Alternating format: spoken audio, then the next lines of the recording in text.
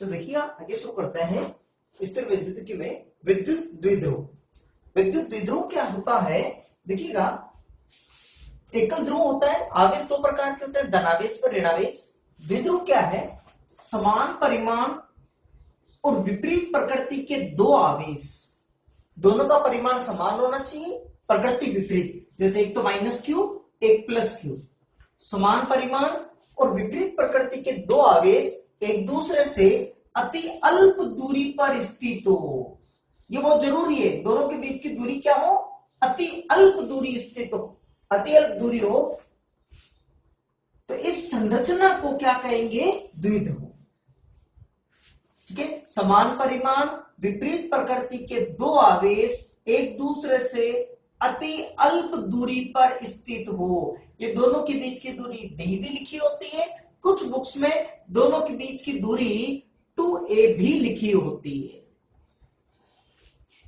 ठीक है, तो दोनों के बीच की दूरी वैसे क्या d तो मैं इसलिए ले रहा हूं क्योंकि d क्या है, सिंपली दोनों भी आवेशों के बीच की दूरी। न्यूमेरिकल में अगर कहे कि दो आवेशों के बीच की दूरी 4 एंगस्ट्रॉम है, ठीक है, तो अगर 2a रखे तो 2a की वैल्यू होती है 4 एंगस्ट्रॉम, तो वहां पर क्या की गलती होने की पॉसिबिलिटी थोड़ी ज्यादा रहती है, इसलिए दोनों के बीच की दूरी क्या है, d है, मान लीजिएगा। तो समान परिमाण विपरीत प्रकृति के दो आवेश एक दूसरे से अति अल्प दूरी पर स्थित हो, तो ये संरचना क्या कहलाएगी, द्विध्रुव। ठीक है, एग्जाम्पल द्विध्रुव के HCl का अणु, NaCl अणु, देखिएगा HCl के अंदर देखिएगा एक हाइड्रोजन एक इलेक्ट्रॉन दे देता है और ये क्लोरीन एक इलेक्ट्रॉन जब ले लेता है तो हाइड्रोजन प्लस बनता है और क्लोरीन माइनस, तो एक तो आवेश ये हो गया, एक आवेश ये हो गया, और दोनों आवेशों के बीच की दूरी मतलब बंध की लंबाई, यहां पर आवेश हो गया प्लस ई, यहां पर आवेश हो गया माइनस ई। ठीक है, तो समान परिमाण विपरीत प्रकृति के दो आवेश और अल्प दूरी है दोनों के बीच में, तो ये संरचना क्या होगी, द्विध्रुव। यहां पे देख लीजिएगा Na प्लस और Cl माइनस, तो Na प्लस हो गया एक और Cl माइनस, ये बंध की लंबाई और Cl माइनस, यहां पर भी प्लस ई माइनस ई। और देखिएगा अगर H2SO4 की बात कर ले, H2SO4 की अगर इस तरह से भी बात करें तो 2H प्लस का एक हो गया और SO4 2 माइनस का एक तरह से बना सकते हैं। ठीक है, H2O के अंदर हो सकता है, H2O के अंदर देखिएगा O एक H। ठीक है, अगर टुकड़ों में अगर इस तरह से बांटना चाहे तो पॉजिटिव नेगेटिव नेगेटिव पॉजिटिव, तो एक द्विध्रुव बन जाएगा, यहां पे एक द्विध्रुव बन सकता है यहां पे। ठीक है ना, अब बात को सुनो। ठीक है, तो द्विध्रुव तो क्या होता है, ये चीज क्लियर, दोनों के बीच की दूरी बहुत ही अल्प होनी चाहिए। एक पॉइंट और, एक आदर्श द्विध्रुव के लिए, आदर्श द्विध्रुव की बात करें तो आदर्श द्विध्रुव के लिए दोनों के बीच की दूरी बहुत ही अल्प होना चाहिए, मतलब d टेंड्स टू 0 होना चाहिए। ठीक है, अच्छा इसमें एक चीज और देखेंगे, इसमें Q टेंड्स टू इंफिनिटी होना चाहिए, अनंत होना चाहिए, इंफिनिटी होना चाहिए। क्यों, अभी थोड़ी देर में चीज क्लियर होगी। देखिएगा एक इससे मिलती जुलती चीज है द्विध्रुव आघूर्ण, द्विध्रुव आघूर्ण, डाइपोल मोमेंट या विद्युत द्विध्रुव आघूर्ण। देखिएगा द्विध्रुव आघूर्ण क्या है कि समान, देखिए समान परिमाण विपरीत प्रकृति के आवेश अल्प दूरी पर है, ये संरचना तो क्या कहलाएगी, द्विध्रुव। ये संरचना द्विध्रुव आघूर्ण क्या है, द्विध्रुव के आवेश Q और दोनों आवेशों के बीच की दूरी के गुणनफल को द्विध्रुव आघूर्ण P कहते हैं। यह एक सदिश राशि है जिसकी दिशा हमेशा माइनस Q से प्लस Q की ओर होती है, प्लस Q की ओर इसकी दिशा। ठीक है, अच्छा सदिश राशि है, दिशा होगी, मात्रा क्या हो जाएगा, कूलाम इंटू मीटर, तो कूलाम इंटू मीटर। आप इसी तरह से लिखना कूलाम इंटू मीटर। कई बार क्या कि आप CM लिख देते तो जल्दबाजी में मतलब टीचर्स को या स्टूडेंट्स को गलत फहमी, सेंटीमीटर कैसे, सेंटीमीटर नहीं कूलाम इंटू मीटर है वो, क्लियर यहाँ तक बात। ठीक है, अच्छा विमा देख लीजिएगा, कूलाम की विमा में बता चुका हूं आपको, A1 इंटू T1 और ये इसकी क्या होगी L1 A1, ये तो हो गई इसका मात्रक, ऐसा ही मात्रक हो गया। अच्छा इसकी विमा क्या हो गई देखिएगा A1 T1 और मीटर की हो गई L1। ठीक है, तो क्या आ गया देखिए M0 L1 T1 A1, ये आ गई इसकी विमा। ठीक है, अच्छा इसका एक प्रायोगिक मात्रक और भी होता है, आपने केमिस्ट्री में पढ़ा होगा, डिबाई। ठीक है, प्रायोगिक मात्रक है इसका डिबाई, किसका, द्विध्रुव आघूर्ण। द्विध्रुव आघूर्ण एक भौतिक राशि है जिसका मापन किया जाता है। ये संरचना है, द्विध्रुव एक संरचना का नाम है, द्विध्रुव आघूर्ण एक भौतिक राशि है जिसकी गणना की जाती है, मापन किया जाता है। प्रायोगिक मात्रक, प्रायोगिक मात्रक होता है डिबाई। ठीक है, और मैं ये भी लिख देता हूं, एक डिबाई बराबर होता 3.3 गुणा 10 की घात -30 कूलाम गुणा मीटर। ठीक है, तो ध्यान रखना, कंफ्यूज मत हो जाना। कुछ स्टूडेंट्स को पूछते हैं द्विध्रुव आघूर्ण, वो परिभाषा देते हैं द्विध्रुव की, पूछते हैं द्विध्रुव, आंसर देते हैं द्विध्रुव आघूर्ण का। विद्युत द्विध्रुव एक संरचना का नाम है, द्विध्रुव आघूर्ण एक भौतिक राशि है। Q इंटू 2A लिख सकते हो, Q इंटू D लिख सकते हो। मेंशन कर देना D क्या है, दोनों आवेशों के बीच की दूरी 2 है, तो 2A क्या है, दोनों आवेशों के बीच की दूरी। कंफ्यूज नहीं होना है, एक ही चीज है वो। ठीक है, फटाफट हेडिंग डाल दीजिएगा विद्युत द्विध्रुव, और इसके अंदर लिखिएगा, इसके अंदर समान परिमाण में विपरीत प्रकृति के, समान परिमाण में विपरीत प्रकृति के दो आवेश एक दूसरे से अति अल्प दूरी पर स्थित हो, अति अल्प दूरी पर स्थित हो, तो ये संरचना विद्युत द्विध्रुव कहलाती है। अंडरलाइन कर लेना, अति अल्प दूरी। ठीक है, और ये डायग्राम बनाकर ये लिख लीजिएगा विद्युत द्विध्रुव, ये संरचना, ये क्या होगी, द्विध्रुव, विद्युत द्विध्रुव। ठीक है, आगे लिखिएगा एग्जांपल HCl अणु, NaCl अणु, NaCl अणु, और इस तरह से उतार लीजिएगा यहां तक, यहां तक कॉपी कर लीजिएगा। पहले आदर्श द्विध्रुव का भी मैं बताऊंगा क्या है।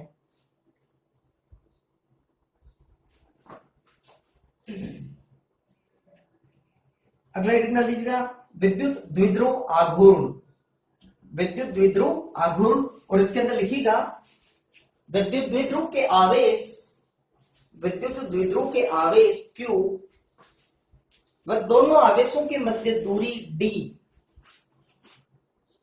के गुणनफल को द्विध्रुव आघूर्ण कहा जाता है। आगे लिखिएगा, ये एक सदिश राशि है। ठीक है, और ये उतार लीजिएगा सारा, P बराबर Q इंटू D, इसकी दिशा, ऐसा मात्रक, विमा, प्रायोगिक मात्रक, डिबाई, और एक डिबाई बराबर ये, यहां तक सारा कॉपी कर लीजिएगा। ठीक है ना, क्लियर यहां तक। अब बात को सुनो, अब देखिएगा एक आदर्श द्विध्रुव के लिए देखो, अगर कहीं पर भी द्विध्रुव है तो कुछ ना कुछ आवेश होगा और दोनों आवेशों के बीच की दूरी भी होगी। ठीक है, तो द्विध्रुव आघूर्ण का मान कुछ ना कुछ आएगा। अब आदर्श द्विध्रुव के लिए बात कहें तो एक आदर्श द्विध्रुव के लिए, आदर्श विद्युत द्विध्रुव के लिए, विद्युत द्विध्रुव है तो द्विध्रुव आघूर्ण का तो एग्जिस्टेंस होगी, द्विध्रुव आघूर्ण का मान आएगा कुछ ना कुछ। ठीक है, तो अगर आदर्श द्विध्रुव के लिए दोनों आवेशों के बीच की दूरी का मान तो हो गया 0। ठीक है, अब अगर D का मान 0 हो गया तब तो द्विध्रुव आघूर्ण का मान भी कितना हो जाएगा, 0। इसलिए इसका कुछ ना कुछ मान आए, इसलिए 0 को किसी बहुत, देखो 0 को किसी भी संख्या से गुणा करो, आंसर 0 ही आएगा। और अनंत को किसी भी राशि से गुणा करो तो वो खुद को उसको भी अनंत में शामिल कर लेता है। अनंत मतलब बहुत बड़ी संख्या होगी, इंफिनिटी। ठीक है ना, तो अगर इंफिनिटी को या अनंत को अगर मान लीजिए किसी भी संख्या से गुणा करेंगे तो वो अनंत। अब एक तरफ तो आया 0, कि भाई मेरे को तो तुम किसी से भी गुणा करो मैं उसको भी 0 बना दूंगा। अब दूसरी तरफ आ रहा है अनंत, वो कह रहा है लेकिन मेरे को तुम किसी से भी गुणा करो मैं उसको भी अनंत में बदल दूंगा। अब जब एक तरफ अनंत एक तरफ 0 दोनों ही आ रहे हैं तो दोनों को गुणनफल करेंगे तो कुछ ना कुछ भौतिक राशि या कुछ ना कुछ वैल्यू मिलेगी जो कि अनिर्धारीय रूप है। अनिर्धारीय मतलब निर्धारित नहीं होगी कि क्या होगी, लेकिन आएगी, असंभव नहीं है। ठीक है, गणित में से 7 रूप भी होते हैं, ठीक है, जिनकी वैल्यू अलग अलग जगह पर अलग अलग आती है। आप आंसर निकाल सकते हैं, आप मैच में पढ़ोगे। ठीक है, तो Q टेंड्स टू कितना होगा, अनंत इंफिनिटी। तो ध्यान रखना आदर्श द्विध्रुव, तो परिभाषा ये पूछ लेते हैं कि आदर्श द्विध्रुव किसे कहते हैं। तो आदर्श विद्युत द्विध्रुव के लिए दोनों आवेशों के बीच की दूरी 0 व आवेशों का परिमाण लगभग अनंत होना चाहिए। ठीक है, तो नोट डाल के पॉइंट लिख लीजिएगा आदर्श द्विध्रुव के लिए और इसको कॉपी कर लीजिएगा। क्लियर यहां तक, कोई दिक्कत नहीं, रख कर दूं, ठीक है। चलो देखो अब एक क्वेश्चन देखो, एक क्वेश्चन इस तरह से बन जाए न्यूमेरिकल, एक न्यूमेरिकल इस तरह से बन जाए, मान लीजिएगा कि HCl के, मान लीजिएगा HCl के अणु HCl का द्विध्रुव आघूर्ण ज्ञात करो। द्विध्रुव आघूर्ण क्या होगा, द्विध्रुव आघूर्ण क्या होगा यदि, द्विध्रुव आघूर्ण ज्ञात करो यदि दोनों आवेशों की मध्य दूरी या बंध की लंबाई या इनके मध्य बंध की लंबाई 1.2 एंगस्ट्रॉम है। फॉर एग्जाम्पल ये हो गया, ठीक है। तो HCl की बात करें तो सॉल्यूशन में, तो HCl की अगर बात करें तो इसको इस तरह से लिखेंगे H प्लस और Cl माइनस। तो H प्लस उसने एक इलेक्ट्रॉन दिया होगा ना, उसका अष्टक पूरा हो गया, इसमें से भी नहीं, ठीक है, एक इलेक्ट्रॉन निकल गया।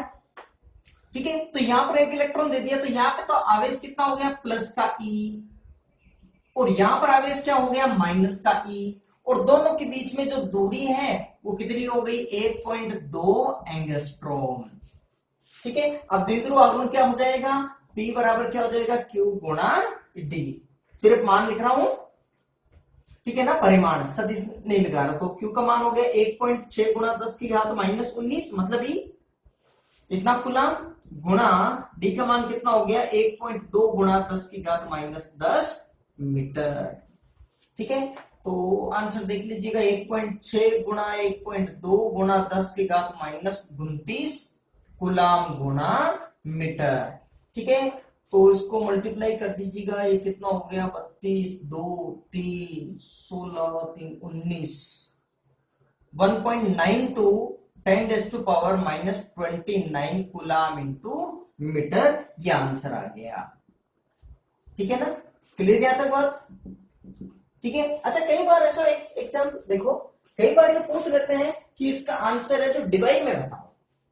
अब डिवाई के अंदर बताना, ये आ गया कूलम इंटू मीटर में। ठीक है, तो यहां पर ऐसे सोचो कि एक डिवाई का मतलब कितना होता है, 3.3 गुणा 10 की घात माइनस 30 कूलम गुणा मीटर, ये चाहिए ना। ठीक है, यहां पर अब देखो आपको ये वैल्यू आ जाती है तो इसको एक डिवाई लिख देते हैं।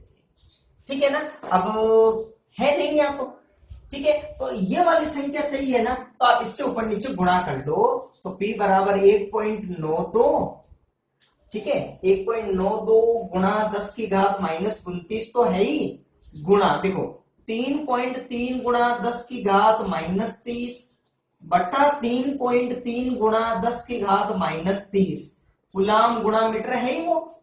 मैंने क्या किया, इस संख्या से ऊपर नीचे गुणा कर लिया है, ठीक है ना, ये वाली संख्या से ऊपर नीचे गुणा कर लिया। ऐसा इसलिए किया कि अब देखो ये 3.3 गुणा 10 की घात माइनस 30 कूलम गुणा मीटर, इसको क्या लिख सकता हूं, डिवाई, डिवाई हो गया ना, मतलब ये, ठीक है। अब इसको हटा दो फिर अलग, तो 1 पॉइंट, ये वैल्यू कितनी हो गई देखो, तो फिर 1.92 गुणा 10 की घात माइनस 29 बटा 3.3 गुणा 10 की घात माइनस 30, ठीक है, और ये क्या आ गया, डिबाई। ठीक है, ये हो जाएगा ऊपर गुणा करने में 10 हो जाएगा, 10 मतलब कितना हो गया 19.2 बटा 3.3, 19.2 बटा 3.3 डिबाई, ये आंसर आ गया आपके पास। ठीक है ना, क्लियर? यहां तक फटाफट इसको कॉपी कर लीजिएगा आप। कब कर दूं, अब बात करो तो कुछ सुनो। ठीक है, अब आगे बात करते हैं द्विध्रुव के कारण विद्युत क्षेत्र, उसके अक्ष पे और एक निरक्ष पर। अच्छा, इससे पहले क्वेश्चन और कर लेते हैं। देखिए, मान लीजिएगा आपको क्वेश्चन पूछ लिया,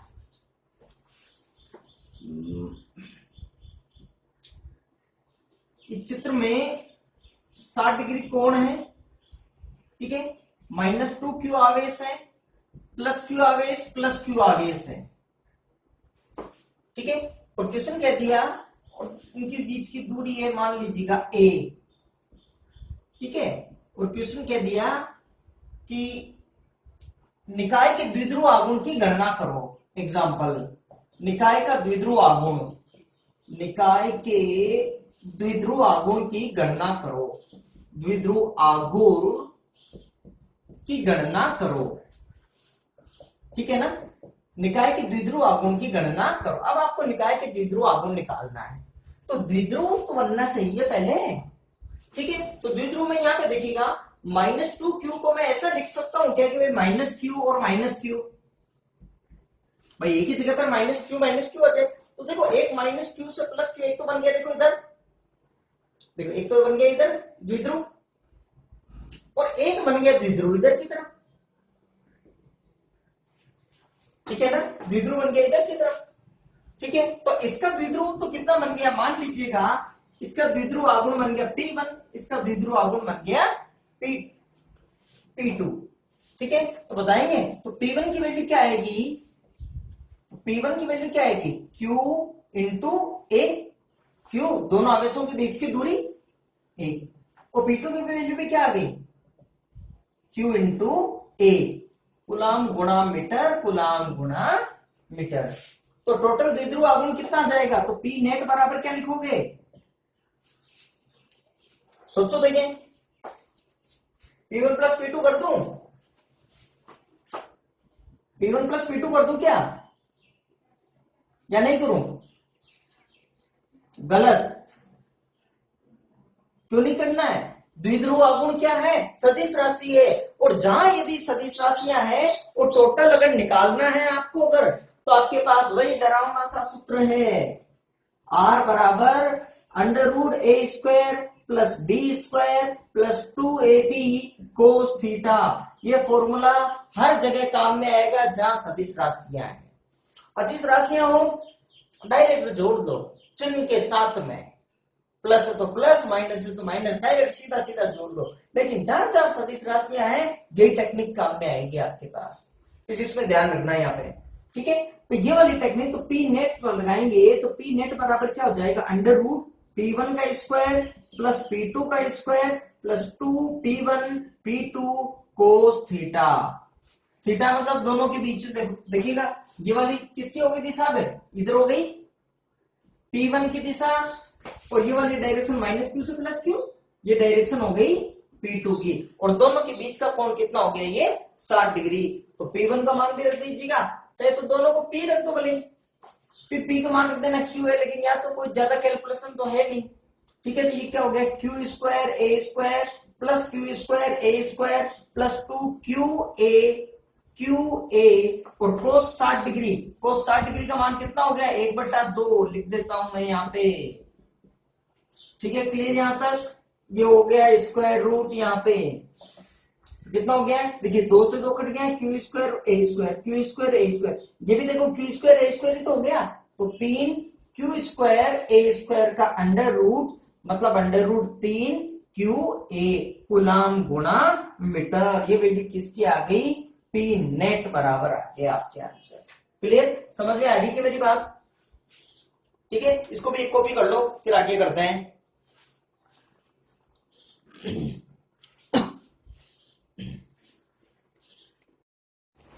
चलिए एक टॉपिक डिस्कस करते हैं, द्विध्रुव के कारण उसके अक्ष पर विद्युत क्षेत्र की तीव्रता यहाँ पे, ठीक है ना। अब देखिएगा, इसको भी समझना, देखिएगा ये हो गया आपके लिए द्विध्रुव,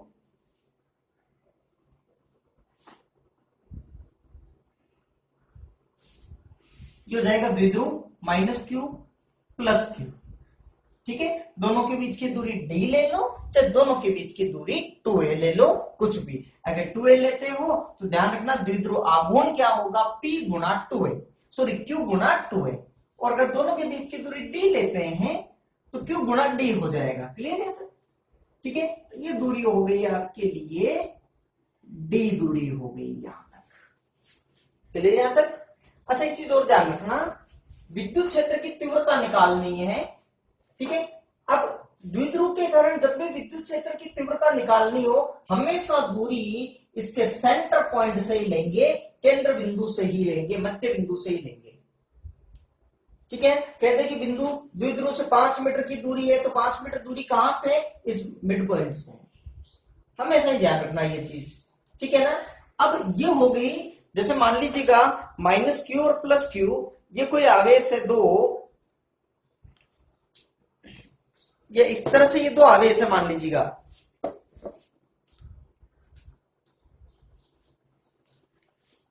कि दो आवेश है माइनस क्यू और प्लस क्यू, तो दोनों आवेशों को मिलाने वाली रेखा लाइन ये क्या कहलाएगी, द्विध्रुव की अक्ष, ठीक है।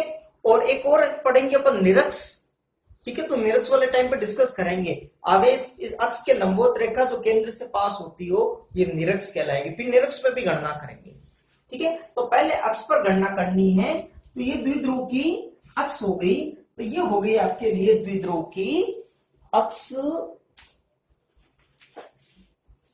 ये हो गई द्विध्रुव की अक्ष आपके, ये होगी द्विध्रुव की अक्ष, ठीक है।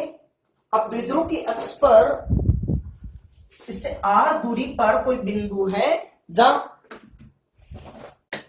आपको गणना करनी है विद्युत क्षेत्र की, इस बिंदु पर विद्युत क्षेत्र की गणना करनी है, और ये इससे दूरी है r दूरी है,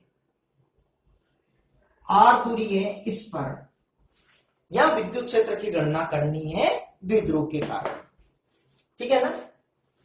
तो द्विध्रुव के कारण उसके अक्ष पर विद्युत क्षेत्र की तीव्रता, r दूरी पर कोई पॉइंट है, जैसे r पॉइंट है जहां आपको गणना करनी है। क्लियर। अब बात को सुनो, देखो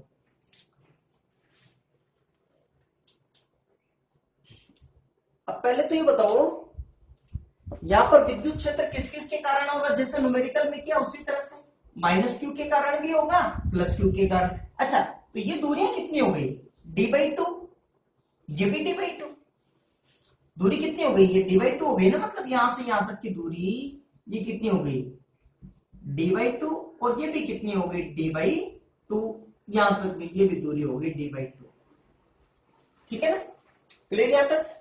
अब बात करें माइनस क्यू के कारण, इसको नाम भी दे देता हूं मैं, ए और बी दे दिया नाम। तो माइनस क्यू आवेश के कारण, माइनस क्यू आवेश के कारण, आवेश के कारण r बिंदु पर विद्युत क्षेत्र, बिंदु पर विद्युत क्षेत्र की तीव्रता या फिर विद्युत क्षेत्र का मान, ठीक है ना। अच्छा बिंदु आवेश q के कारण विद्युत क्षेत्र कितना होता है, बिंदु आवेश q के कारण r दूरी पर विद्युत क्षेत्र कितना होता है, kq/r²। अच्छा पॉजिटिव है तो दिशा इधर की तरफ हो जाती है, और नेगेटिव है, और नेगेटिव है तो दिशा इधर की तरफ हो जाएगी, वैल्यू यही आएगी kq/r²। समझ गए, ठीक है। तो अब देखो, तो माइनस क्यू आवेश के कारण EA मान लेते हैं, तो EA का मान क्या आ जाएगा, EA बराबर क्या हो जाएगा, kq/, अच्छा दूरी A से देखेंगे तो यहां से यहां तक तो कितनी है r, और ये कितनी है d/2, तो टोटल दूरी कितनी होगी r प्लस d/2, तो क्या हो जाएगा r प्लस d/2 का होल स्क्वायर। और जब 2a लेंगे तो यहाँ पर a हो जाता है, यहाँ पर a हो जाता है, बस इसलिए वो दूरी को क्या कि 2a मानते हैं, और कोई ज्यादा विशेष कोई रीजन लगा नहीं मेरे को 2a क्यों मानते हैं। ठीक है, ताकि हाफ करनी पड़ेगी तो वहां पर क्या कि d/2 नहीं लिखकर a कर देते हैं, तो एक r प्लस ए बन जाती है और एक r माइनस ए बन जाती है। ठीक है, अच्छा इसी तरह से प्लस, अच्छा दिशा किधर होगी बताएंगे, माइनस क्यू वाले के कारण माइनस की तरफ, ये हो गई दिशा EA, EA विद्युत क्षेत्र की दिशा। ठीक है ना, अब प्लस क्यू आवेश के कारण, तो प्लस क्यू आवेश के कारण बिंदु विद्युत क्षेत्र का मान EB बराबर, बताओ प्लस क्यू वाले के कारण कितने लिखेंगे।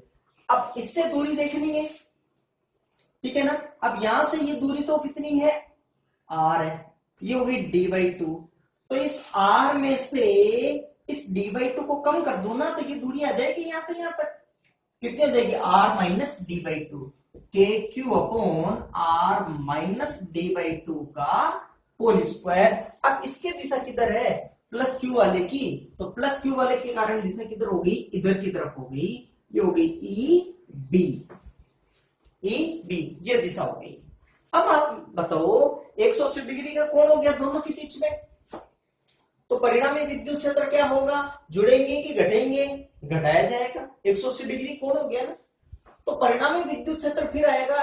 अब देखो, तो अब a माइनस बी में से क्या होता है, ज्यादा में से कम घटा दो, तो ज्यादा कौन है, EB ज्यादा है कि EA ज्यादा है, सोचो देखिए, कुछ लोग सोच रहे होंगे EA ज्यादा है, EA ज्यादा नहीं है, EB ज्यादा है, क्यों, यहाँ पे देखो KQ R प्लस d/2 ज्यादा है R माइनस d/2, यहाँ पे बड़ी संख्या का भाग लग रहा है, बड़ी संख्या का भाग लग रहा है, तो ये वैल्यू क्या आएगी, कम, यहाँ कम संख्या का भाग लग रहा है, ये वैल्यू ज्यादा आएगी। आपको विद्युत क्षेत्र निकालना है ना, तो कम या ज्यादा विद्युत क्षेत्र का देखना है, दूरी का नहीं देखना। ठीक है, तो E यहाँ पे अगर बात करें E अक्ष बराबर एक्सिस पर, तो विद्युत क्षेत्र क्या लिख देंगे अपन, EB माइनस EA लिखूंगा कि EA माइनस EB, तो EB माइनस EA। ठीक है, दोनों की वैल्यू रख दीजिएगा, KQ upon R minus d/2 का whole square minus KQ upon R plus d/2 का होल स्क्वायर। आप एक बार है ना 2a वाले से जरूर प्रैक्टिस करना, आंसर यही आएगा फाइनल आंसर। ठीक है, तो KQ कॉमन ले लिया, तो क्या बच गया, यहाँ पे देखिएगा 1 अपॉन R माइनस d/2 का whole square minus 1 upon R plus d/2 का होल स्क्वायर। ठीक है, तो एलसीएम ले लेते हैं, KQ एलसीएम अब क्या आ गया देखिएगा, R माइनस d/2 का होल स्क्वायर और R प्लस d/2 का होल स्क्वायर। ठीक है ना, ये हो गया, तो यहां पर ये वैल्यू क्या होगी, R प्लस d/2 का whole square minus R minus d/2 का होल स्क्वायर। ठीक है ना, तो ये वैल्यू कितनी आगे देखिएगा, KQ। अब यहां पे देखिएगा, ये मल्टीप्लाई में है, स्क्वायर होकर फिर मल्टीप्लाई में, तो इसको होल स्क्वायर लिख दो ना मैं, R माइनस d/2 और R प्लस d/2, इस पूरे का होल स्क्वायर कर दो क्या, होल स्क्वायर कर दो ना भले पूरे को। ठीक है, अब इसको ओपन करें, इसको ओपन करेंगे क्या लिखेंगे, A square plus B square D square बटा 4 plus 2ab plus 2R d/2, ये तो बना ये माइनस, अब a माइनस बी का whole square, a minus B का होल स्क्वायर क्या बन गया, देखो a square R square plus B square D square बटा 4 माइनस 2ab 2R d/2, ये बन गया यहां पे आपके। ठीक है, कुछ कैंसिल आउट हो रहे हैं, देखो 2 से कैंसिल आउट हो गया 2, यहाँ पे देखो 2 से कैंसिल आउट हो गया 2।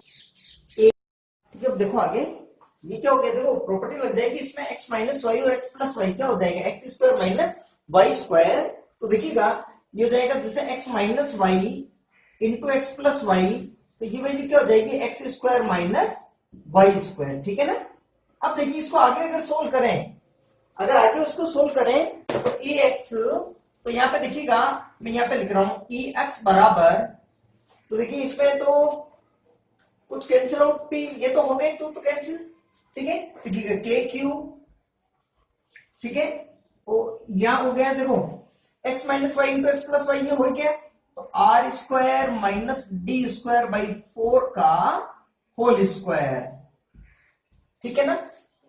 अब यहां पे देखो आर स्क्वायर, देखो ये क्या हो गया, R square plus D square बट्टा 4 प्लस का आर डी, और इन सब के साइन चेंज हो जाएंगे, तो माइनस का आर स्क्वायर माइनस का डी स्क्वायर बट्टा 4, ठीक है, और प्लस का आर डी, तो ये वैल्यू क्या होगी देखो, और ये कैंसिल आउट हो गए, देखिए आर स्क्वायर कैंसिल आउट हो गया, डी स्क्वायर बाई 4 भी कैंसिल आउट हो गया, R D plus R D कितना हो गया 2RD, तो ई एक्स की वैल्यू कितनी हो गई, ई एक्स की वैल्यू आपके पास कितनी होगी देखिएगा,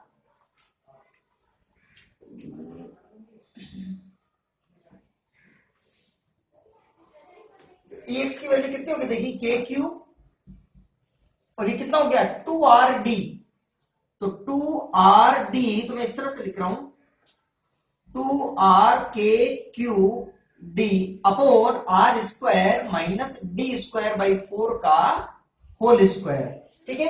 अब Q इंटू डी क्या हो गया, द्विध्रुव आघूर्ण P, इसकी जगह P लिख सकता हूं ना मैं, द्विध्रुव आघूर्ण, तो ये वैल्यू कितनी होगी देखिए 2RKP upon R square minus D square by 4 का होल स्क्वायर, मतलब ये हो गया होल स्क्वायर, और आप साथ में लिख दीजिए मतलब P, द्विध्रुव आघूर्ण P बराबर क्या हो गया Q इंटू डी, ठीक है ना।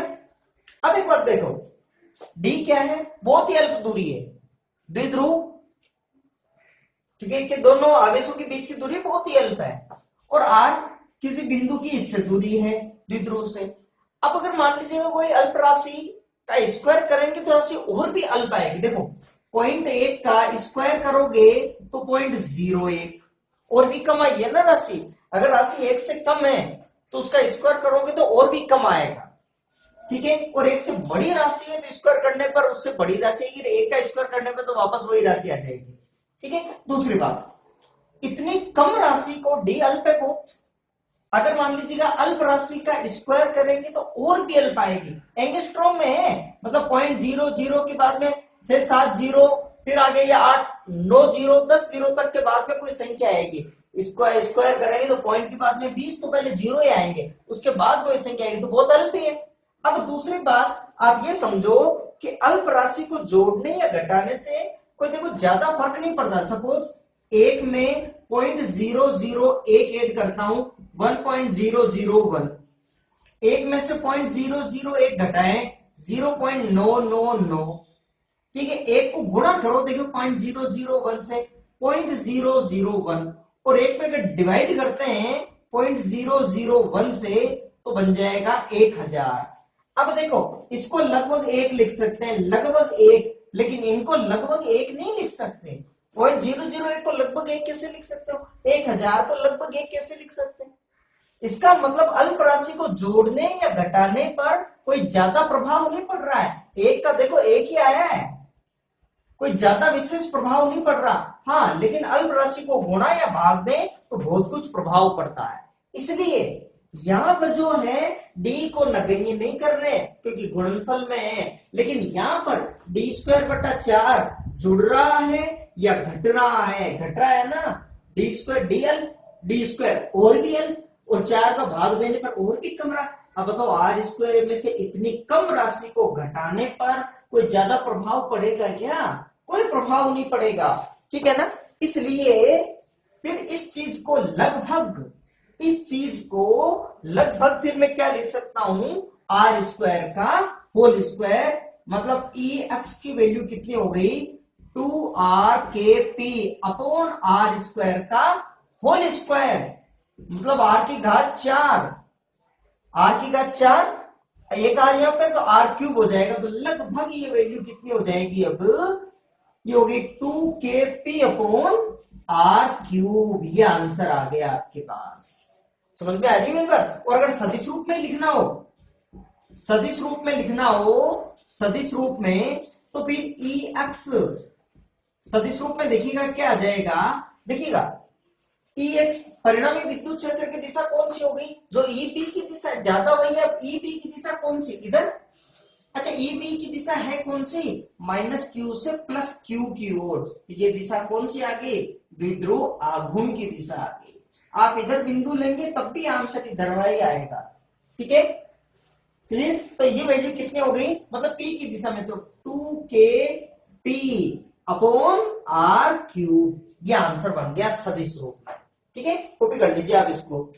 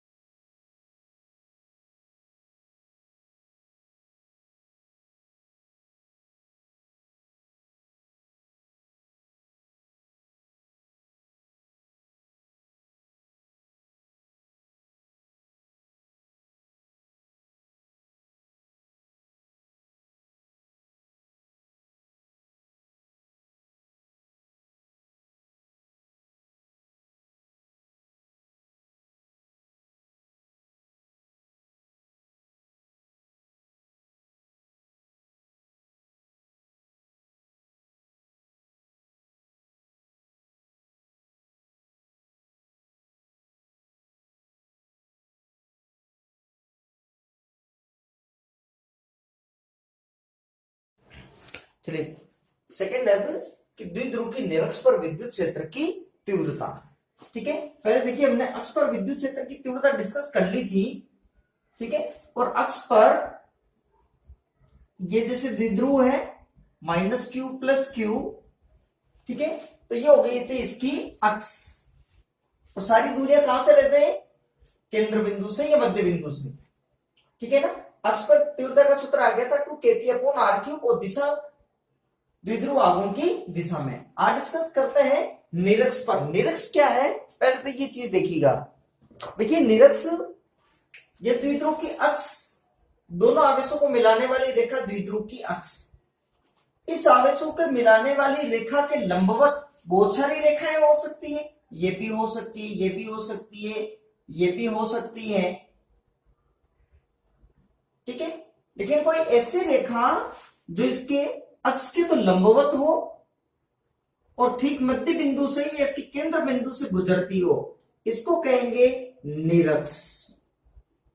निरक्ष एक तल भी हो सकता है, निरक्ष एक तल भी हो सकता है, इस तरह से तल, ठीक है। कि जैसे अगर मान लीजिएगा ये अक्ष हो गई, ठीक है, तो इसके लंबवत यूं निरक्ष एक तल भी हो सकता है, इसको विषुवतीय तल भी कहते हैं, ठीक है। तो निरक्ष पर विद्युत क्षेत्र की तीव्रता ये हो सकता है, विषुवतीय तल पर विद्युत ओब्लिक करके ये भी आ सकता है, विषुवतीय तल पर विद्युत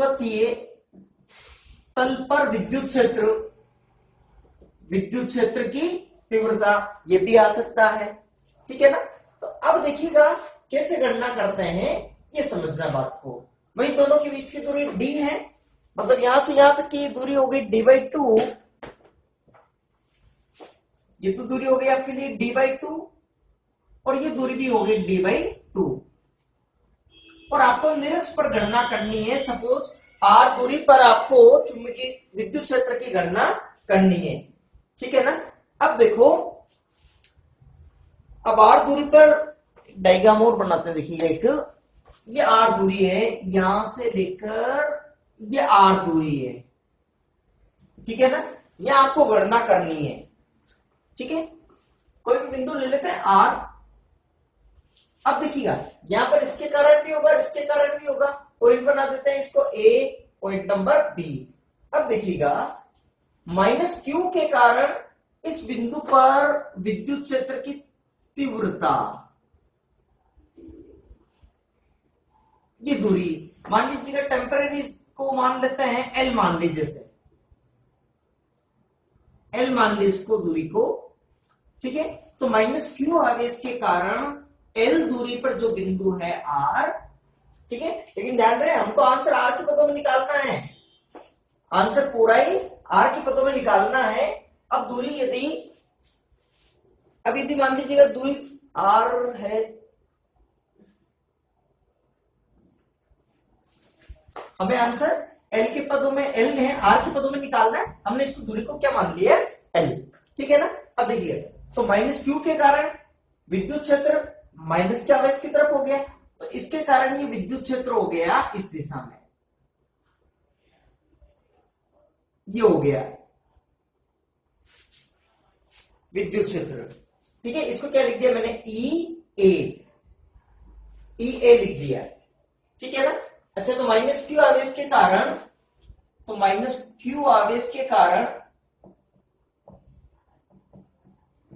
आर बिंदु पर विद्युत क्षेत्र, आर बिंदु पर विद्युत क्षेत्र, या विद्युत क्षेत्र की तीव्रता ये क्या हो जाएगी, ई ए बराबर ई ए इक्वल टू के क्यू अपॉन एल स्क्वायर, के Q upon L square. L को टेम्परेरी हमने मान लिया कुछ, और डायरेक्शन होगी इधर, ठीक है।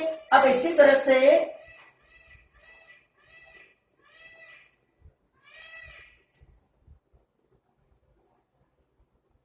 से देखिएगा, प्लस क्यू वाले आवेश के कारण यहां पर विद्युत क्षेत्र की तीव्रता देखें, ठीक है। तो प्लस क्यू आवेश के कारण यह विद्युत क्षेत्र कौन सी दिशा में हो जाएगा, दूर की तरफ। ये पॉइंट आपके आर दे रखा है यहाँ पे, ठीक है। इसके कारण विद्युत क्षेत्र हो गया ये इस दिशा में,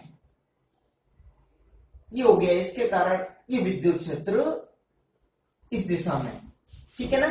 अब देखिएगा, ये मान क्या हो गया, ई बी, ये हो गया विद्युत क्षेत्र यहां तक, क्लियर। अब देखिएगा दोनों, अच्छा एक चीज ध्यान रहे, ये समबाहु त्रिभुज नहीं है, ठीक है, क्योंकि ये तो द्विध्रुव के अक्षों, दोनों आवेशों के बीच की दूरी, जो कि बहुत ही अल्प डायग्राम है, सो करने के लिए बनाई हुई है, ठीक है। अब देखिएगा, इन दोनों का टोटल निकालना है आपको, परिणामी विद्युत क्षेत्र देखना है। अच्छा, प्लस आवेश क्यू के कारण मान तो उतना ही हो जाएगा। अच्छा देखिएगा, सिमेट्री, ये डी/2, ये डी/2, ये आर है, तो जितनी दूरी ये होगी उतनी दूरी ये भी यही होगी, मतलब ये भी दूरी तो क्या होगी, एल ही होगी। तो प्लस क्यू आवेश के कारण भी, प्लस क्यू आवेश के कारण आर पर विद्युत क्षेत्र या विद्युत क्षेत्र की तीव्रता ई बी, उसका मान भी क्या होगा, के क्यू अपॉन एल स्क्वायर, लेकिन दिशा अलग होगी, क्लियर। अब देखिए ना, टोटल देखना है तो फिर आप इसका क्या करो, देखो सीधा तो जोड़ नहीं सकते, ठीक है। अच्छा, और वो फॉर्मूला लगाना है, अगर ई ए का स्क्वायर प्लस ई बी का स्क्वायर, तो हमको ये देखना पड़ेगा इन दोनों के बीच में कोण कितना है, ठीक है। और ऐसा कोण मानने के लिए फिर आपको कहीं ना कहीं कोई एक कोण मानना पड़ेगा। मान लीजिएगा ये एंगल है थीटा, अभी नहीं पता इसकी वैल्यू क्या है, लास्ट में गायब कर देंगे थीटा को, क्लियर। अच्छा, तो ये भी एंगल कितना होगा, थीटा ही एंगल ये होगा। अब इसके बताए दो कंपोनेंट करते हैं, इसके दो घटक करते हैं इसके, तो इसके दो घटक एक तो हो जाएंगे, देखिएगा इसके दो घटक करें तो इस तरह से, और एक हो जाएगा इस तरह से। अब इसके देखिएगा दो घटक कौन कौन से हो जाएंगे, देखिएगा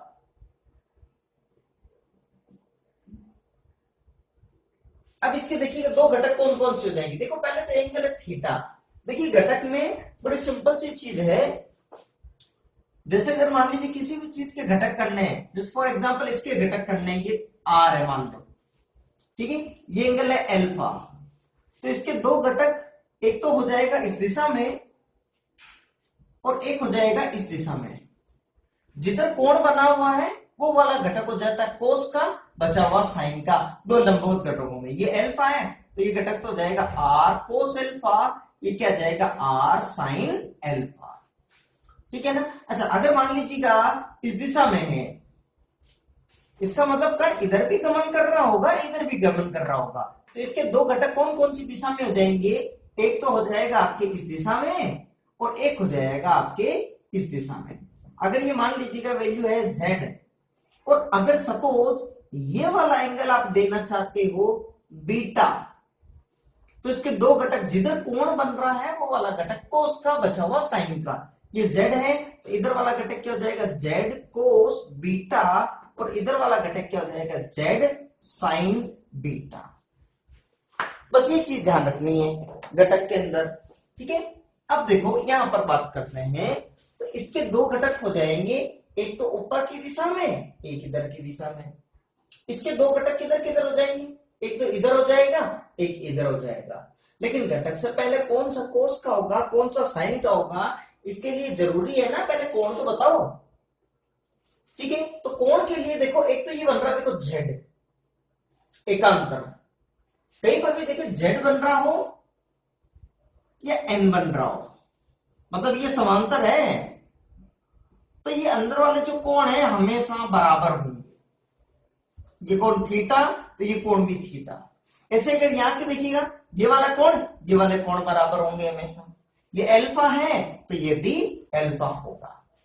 अब यहां पे देखिएगा, देखो अगर ध्यान से अगर देखेंगे तो देखो z बन रहा है 1 2 ये 3, ये कोण थीटा है तो ये कोण भी कितना हो गया थीटा, ये कोण बन गया आपके लिए थीटा, ठीक है ना। अब एक चीज और देखो, देखिएगा किसी भी ट्राइंगल में दो इंटीरियर एंगल का सम थर्ड एक्सटीरियर एंगल के बराबर होता है, दो अंतःकोणों का योग तीसरे बाह्य कोण के बराबर होता है। एक मिनट बात सुनो, देखो अंतःकोण तो मतलब जो भुजाओं के अंदर वाले कोण, और बाह्य कोण मतलब किसी भी एक भुजा को आगे बढ़ा तो ये बाह्य कोण, ठीक है। फॉर एग्जाम्पल अगर मान लो ये 60 डिग्री है, ये 70 डिग्री है, तो ये बताएंगे कितना होगा 50 डिग्री, क्यों तीनों का योग कितना होता है 180, तो 130 तो इनका हो गया टोटल, तो ये कितना हो गया 50 डिग्री, ठीक है ना। ठीक है, अब ये वाला एंगल देखो, देखें ये कितना होगा एंगल, अच्छा एक ही लाइन पे टोटल एंगल कितना बनता है 180, 180 में से ये एक वाला कोण हो गया ये 60 डिग्री का, तो बचा हुआ कितना हो जाएगा 120 डिग्री का। अच्छा अब इन दोनों को टोटलिंग करना 120 डिग्री। देखिए दो अंतःकोणों का योग तीसरे बाह्य कोण के बराबर होता है। आप इसमें देख लीजिएगा, किसी भी भुजा को, एक भुजा को आगे बढ़ा दो, आप एक भुजा को, चाहे तो आप इसको आगे बढ़ा दो चाहे इसको आगे बढ़ा दो, चलो जैसे मैंने इसको आगे बढ़ा दिया यू, तो ये वाला कोण बताओ कितना होगा, पहले तो 110 180 होना चाहिए। अब इन दोनों की टोटलिंग करो, देखो दो अंतःकोणों का योग तीसरे बाह्य कोण के बराबर है 110। अब ऐसे ही एक बात बताओ आप कि जैसे ये वाला कोण है, ये कोण हो गया थीटा, ये भी कोण हो गया थीटा, ठीक है ना। तो एक भुजा को जैसे मैंने आगे बढ़ा दिया तो ये बाह्य कोण बना ना, तो ये बाह्य कोण, ये कोण हो गया दो अंतःकोण थीटा थीटा, तो ये तीसरा बाह्य कोण कितना होगा इन दोनों की टोटलिंग, मतलब 2 थीटा। अब ये चीज यहां पे देखो, देखो ये वाली इस भुजा को आगे बढ़ा दिया, ये कोण थीटा ये थीटा, तो ये पूरा कोण कितना होना चाहिए 2 थीटा। 2 थीटा में एक कितना हो गया ये थीटा, तो जो बचेगा वो भी कितना हो गया थीटा, ठीक है। तो ये कोण हो गया आपके लिए थीटा, ठीक है, और ये कोण थीटा हो गया आपके। अब घटक करते हैं इसके, अब देखिएगा इसके दो घटक हो जाएंगे, कौन कौन से हो जाएंगे, कौन कौन सी दिशा में होंगे, एक तो होगा ऊपर की तरफ और दूसरा होगा इधर की तरफ। तो जिधर कोण बन रहा है वो वाला घटक किसका होगा कोस का, और बचा हुआ घटक किसका होगा साइन का होगा, ठीक है ना। तो मान लीजिएगा देखो थीटा है, तो एक घटक तो आपने कर लिया इधर की तरफ, तो एक घटक तो कर लिया इधर की तरफ।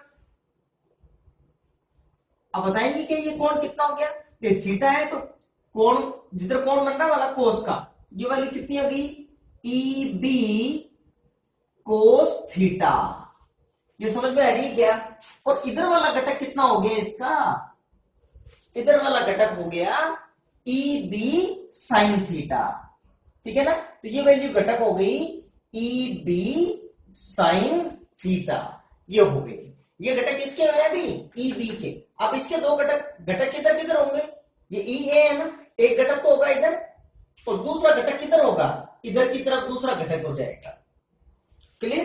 तो अब इसके दो घटक करते हैं, देखिएगा इसके दो घटक इधर करता हूं मैं, तो एक घटक तो इसका हो जाएगा देखिएगा इधर की तरफ, तो एक घटक तो हो गया इधर की तरफ यूं, ठीक है, एक घटक तो बन गया इसका इस साइड में, ठीक है।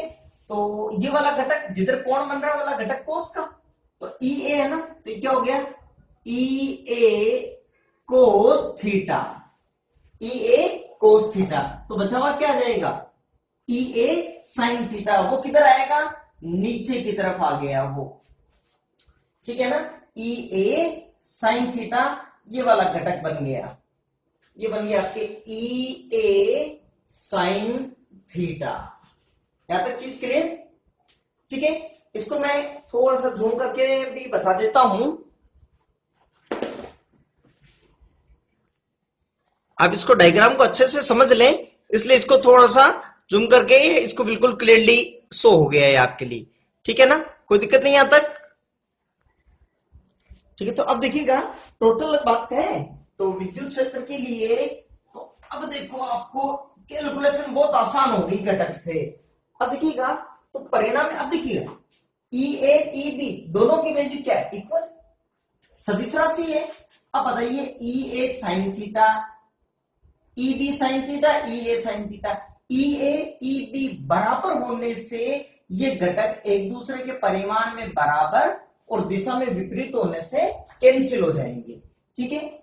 ई ए बराबर ई बी बराबर के क्यू अपॉन एल स्क्वायर होने से देखिएगा ये अक्ष के समांतर घटक, अक्ष के जो समांतर घटक हैं वो तो क्या हो रहे हैं जुड़ रहे हैं। अक्ष का मतलब मैं द्विध्रुव के समांतर नहीं कह रहा हूं, द्विध्रुव की दिशा, द्विध्रुव आघूर्ण की दिशा तो ये हो गई, ये अक्ष के समांतर घटक तो क्या हो रहे हैं जुड़ रहे हैं, लेकिन अक्ष के लंबवत घटक क्या हो रहे हैं कैंसिल हो रहे हैं। तो ई ए बराबर ई बी बराबर के क्यू अपॉन एल स्क्वायर होने से अक्ष के लंबवत घटक एक दूसरे को निरस्त करेंगे, घटक एक दूसरे को निरस्त कर देंगे, एक दूसरे को निरस्त करेंगे, ठीक है। अब देखिए जबकि अक्ष के समांतर घटक परस्पर जुड़ेंगे, जबकि अक्ष के समांतर घटक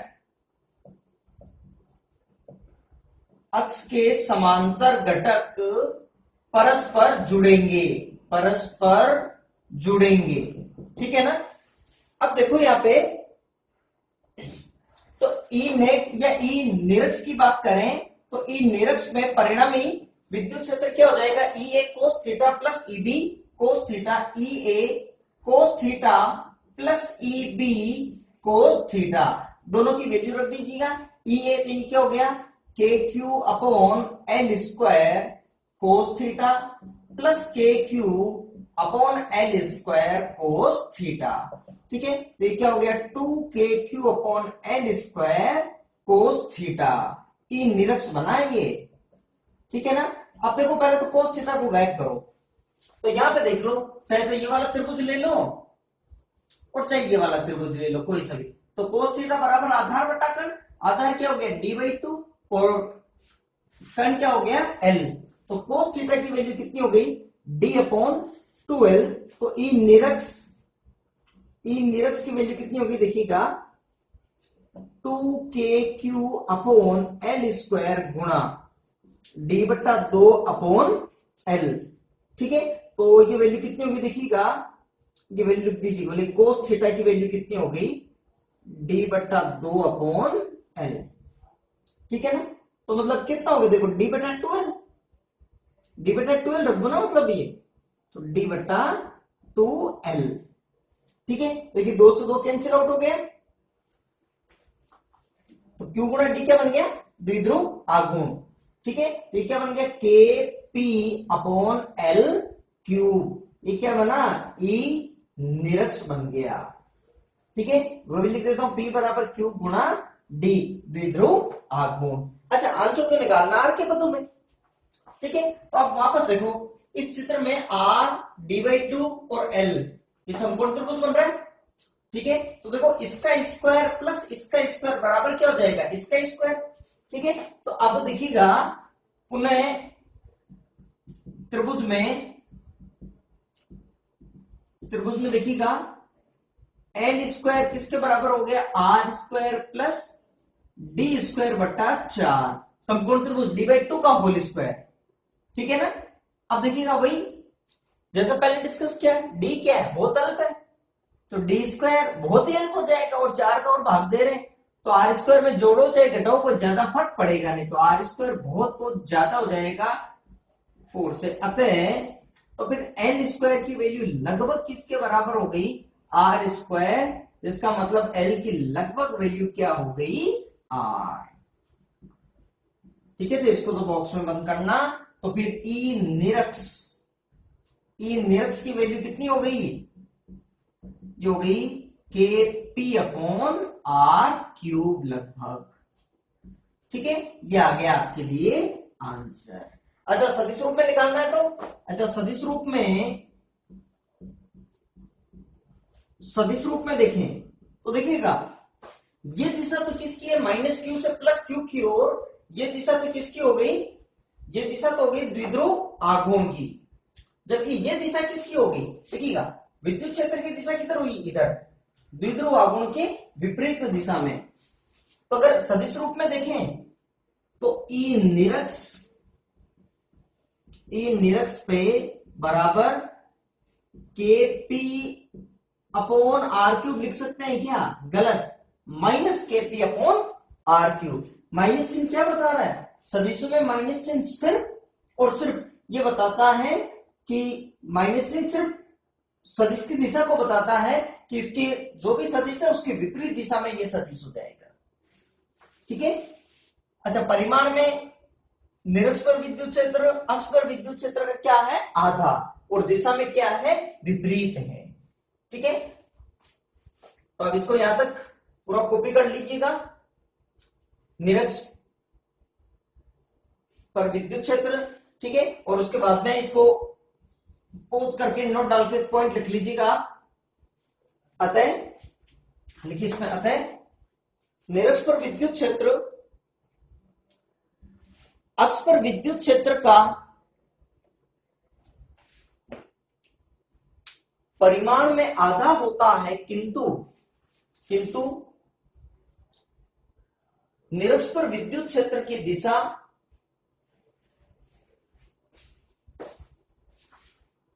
द्विध्रुव आघूर्ण के विपरीत दिशा में होती है, जबकि अक्ष पर विद्युत क्षेत्र की दिशा द्विध्रुव आघूर्ण की दिशा में होती है। ठीक है, इतना कॉपी कर लीजिएगा बस। तो ये तो हुआ आपके